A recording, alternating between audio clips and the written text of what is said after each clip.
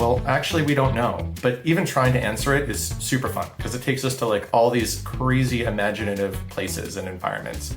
Some people think it started in hydrothermal vents at the deepest, darkest, warmest parts of the ocean. Some people think it created in these little ponds that material is collected and concentrated within. And other people think it maybe formed in environments that were a combination of those things, like maybe a big impactor came in from space and made a pond with a vent at the bottom of it. And part of how we research this is by looking at those environments, the wild places that could have existed on early Earth that led to the formation of life, the chemistry that's required for life to have originated, and then also thinking about what life is in the first place and what life requires.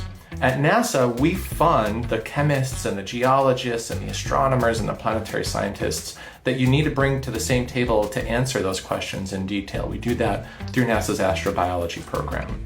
And we incorporate thinking on how life originated or could originate elsewhere into our missions and our planning to look for life on planets beyond Earth, whether that's on Mars or in the ocean worlds of our outer solar system, or with big space telescopes that can look for signs of life on planets around other stars. So how did life begin on Earth?